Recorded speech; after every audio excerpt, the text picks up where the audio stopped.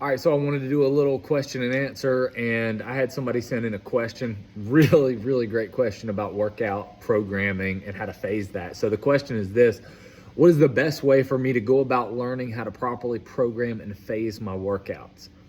Is there a book you would recommend? Are you able to sum it up? From what I've learned, working out is always better than not working out, but there is also some real strategy to getting the most effective results. I remember you talking about cycles of 16 weeks, I think, but how do you know what to focus on in each cycle and then plan workouts accordingly? Some context.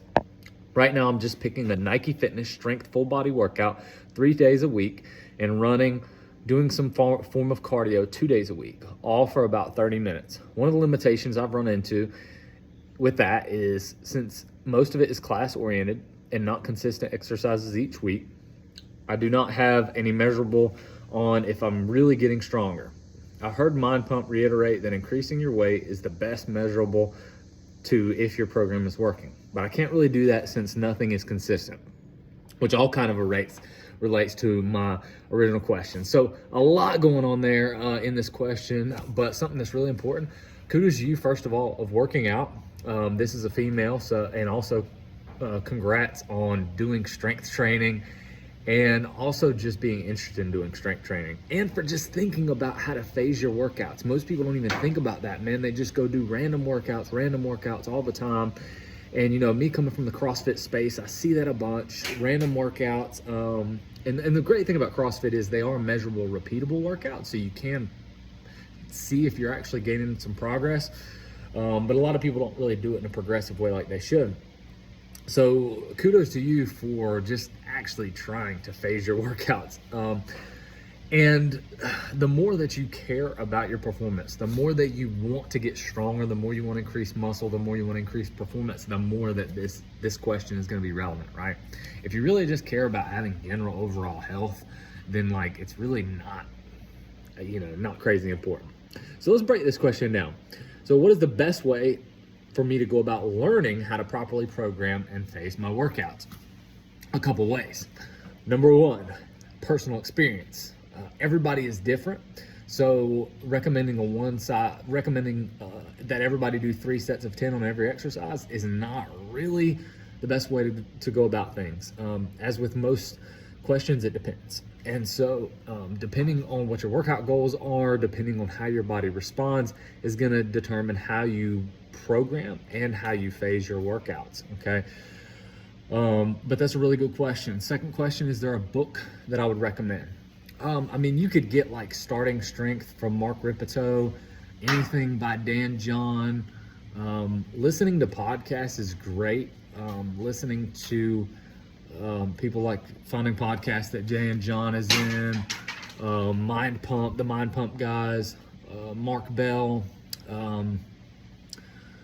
any of those strength guys, if you listen to their podcasts, are going to give you ideas for progressive overload and progressive training. And Mindpump is just a great resource because Mindpump covers like all kinds of fitness. A lot of the other guys that I might mention, like, you could listen to somebody like Greg Everett or some lifting coaches, Travis Mash, and but a lot of them relate to high performance weightlifting. Whereas, if you listen to or if you listen to Training Think Tank, like a lot of Training Think Tank stuff revolves around CrossFit. They are great when it comes to programming. But like Mindpump, they focus mostly with general population. So I really like Mindpump for general population. If you listen, and you're already listening to them, so just continue listening to them. But then also try actually getting on some programs from someone like Mindpump, or go download Mark Ripito, Starting Strength. Like look at that strength program. What's the other one? Strong Lifts, 5x5. Look at the other one, 531 program. Like all these different strength programs, a 20 rep max squat program. Like just start looking at different lifting programs and lifting cycles, and just start to watch and look how they progress, right? And so what I've done a lot over the years is, I've followed programming. I've been on like every program under the sun. Starting strength, 5-3-1, strong lifts, Travis Mash custom program, Travis Mash's downloadable programs. I've been on some of Greg Everett's programs for Olympic weightlifting. I've been on Train and Think Tank. I've been on Comp Train. I've had another coach, Dylan, who from Primal Fire Fitness, best coach I ever had.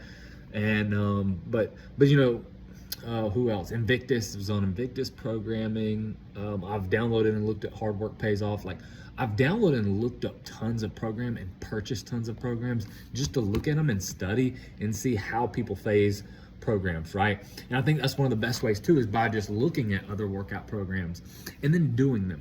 Because in doing them, you start to realize, like, you start to figure out where you overtrain. Like, man, I've gotten on, like, I started doing Matt Frazier's Hard Work Pays Off program. He's got a CrossFit program that's designed for CrossFit athletes. And like, dude, I noticed like 3 weeks in, I was tanked. Like, my whole body hurting, joints hurting, everything was destroyed. And I knew from personal experience, like, okay, way too much volume for me. Well, way too much volume and intensity. Like, I stopped the program.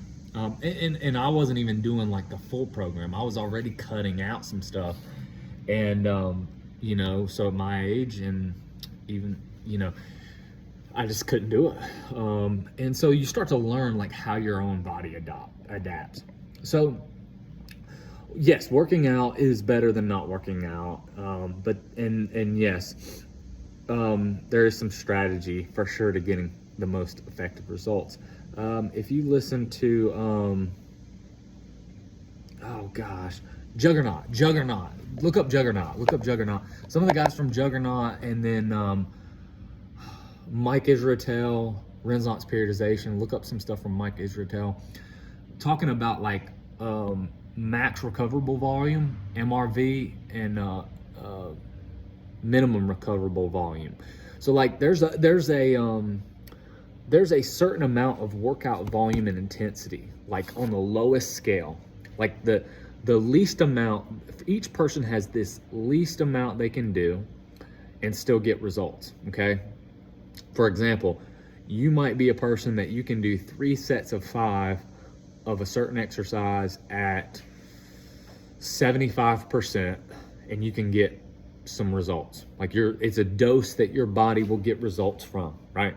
Now, if you go 2 sets of 5 at 75%, you get none, right?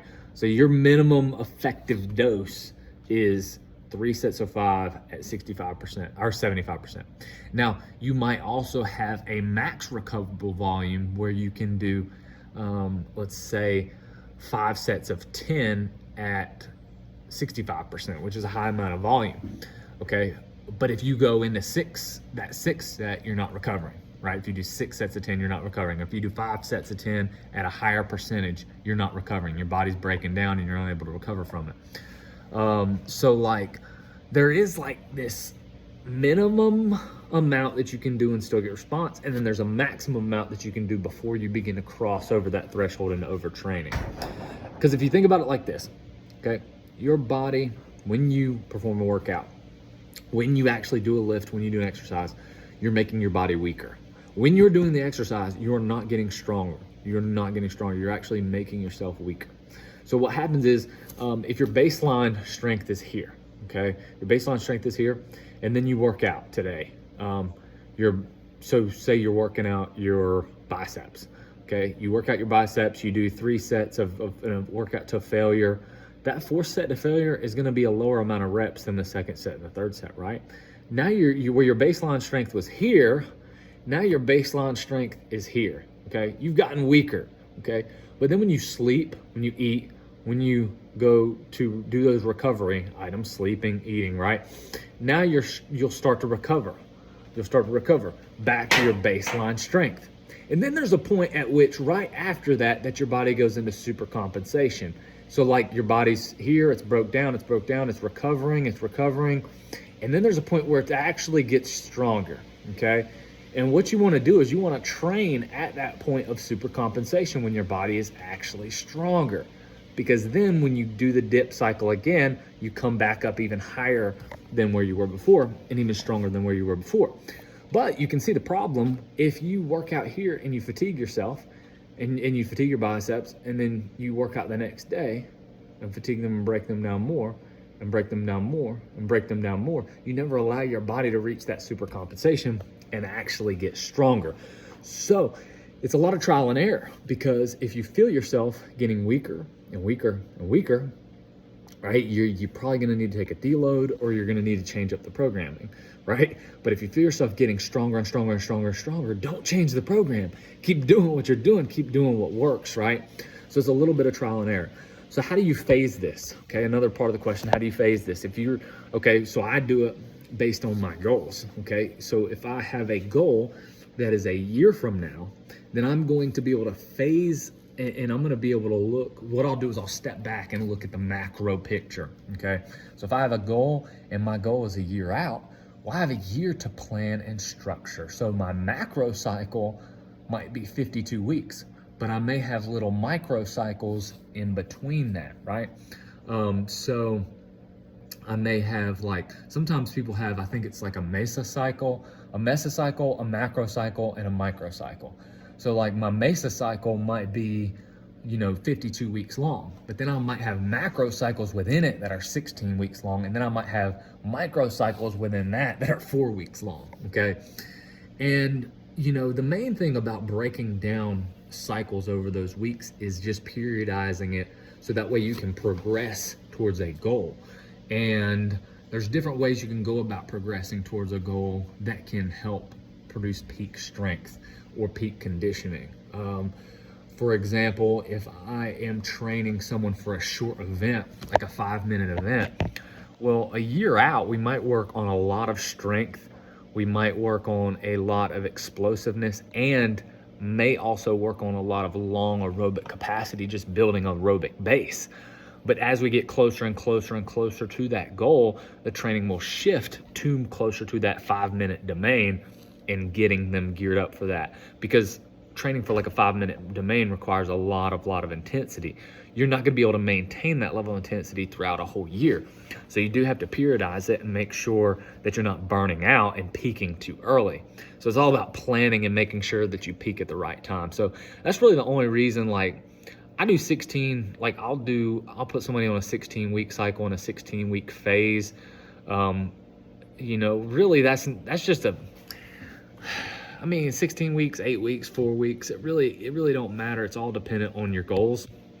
And so for me, like, it just depends on how long it's going to take to get to that goal. Like, if it's a 4-week goal, it's a 4-week goal. Like, that's the amount of time I have to work with, and I've got to make things progress. So when you're setting up a workout plan, okay, when you're programming for the actual workout, programming for the week, let's just say I'm programming for the week. Okay, depending on my goals, what I want to do is make sure, going back to that recovery piece, make sure that I'm able to recover.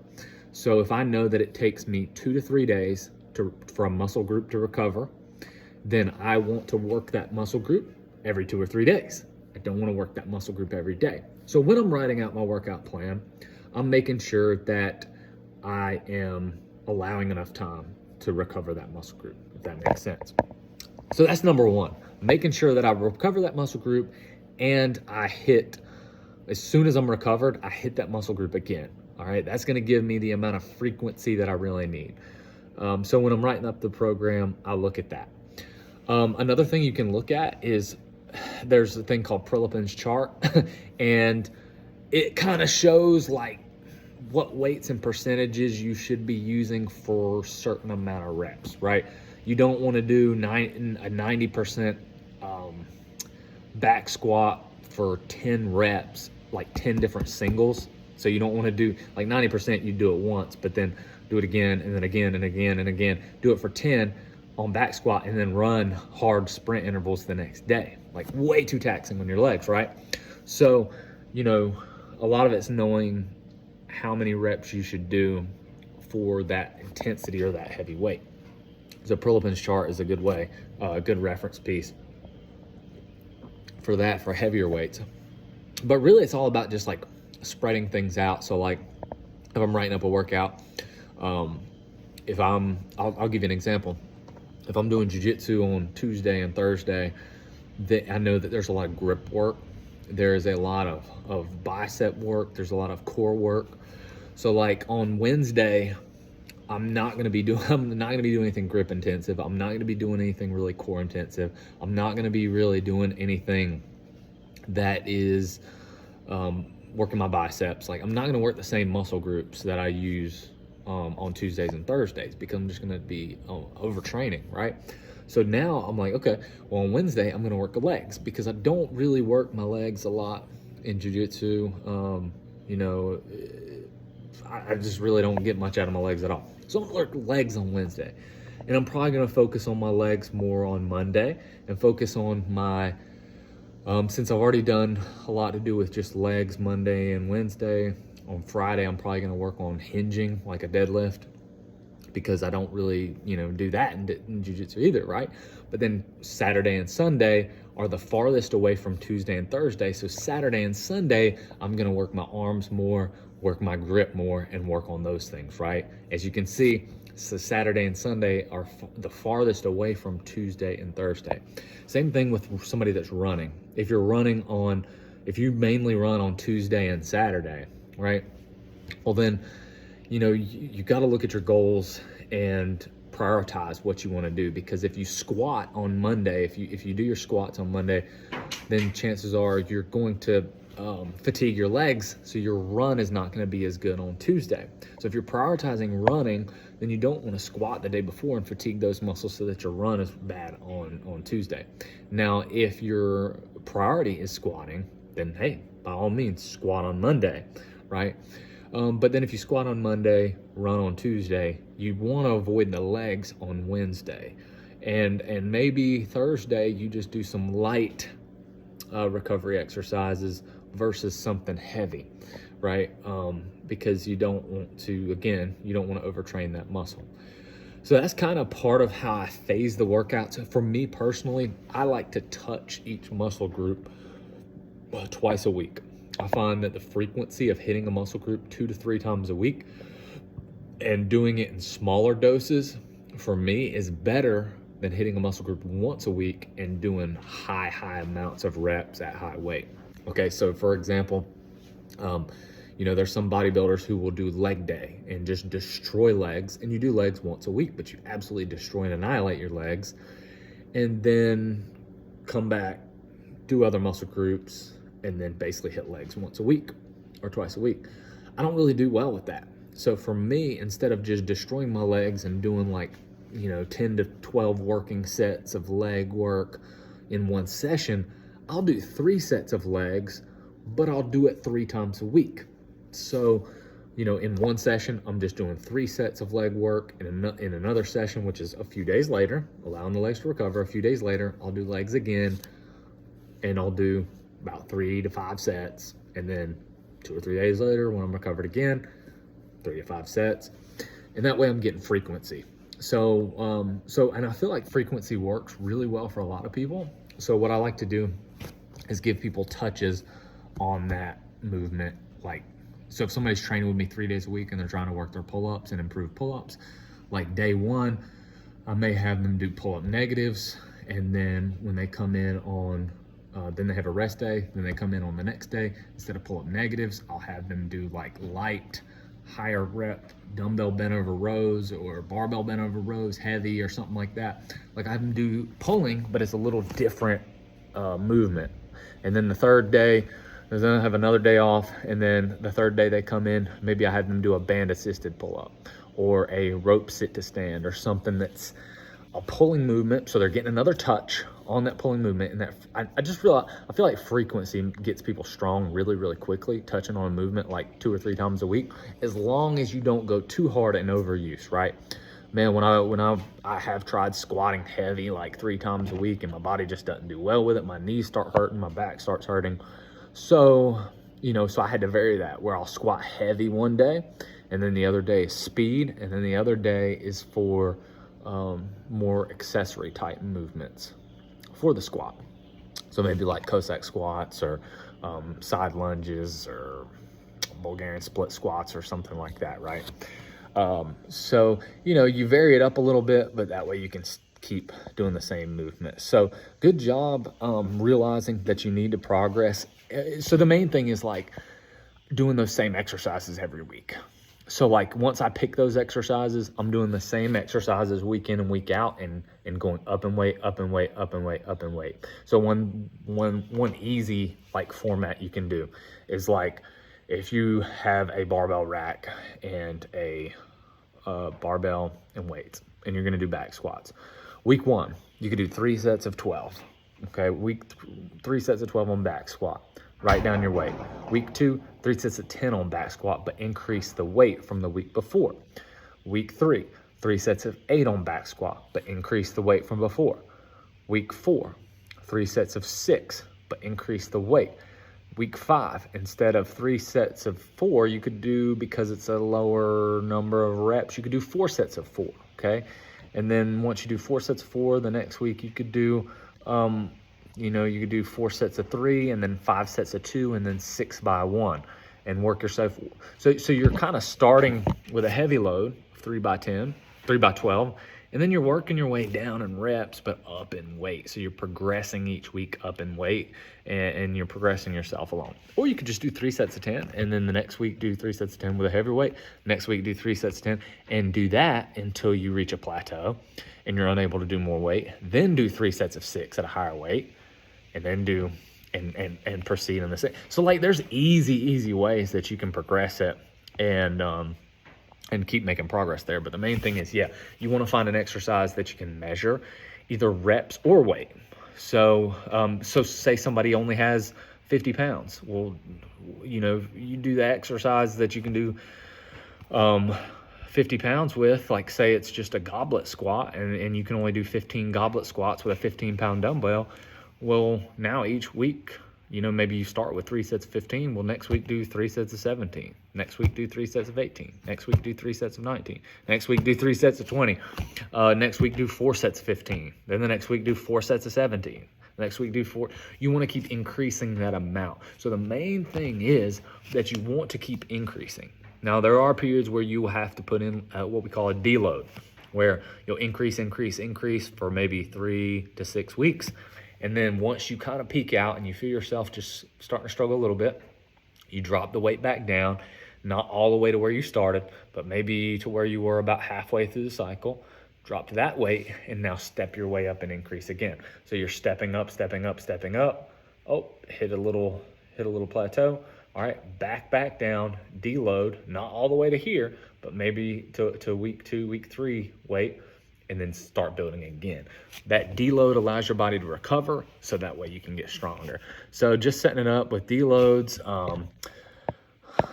Let's see. And I think I've answered.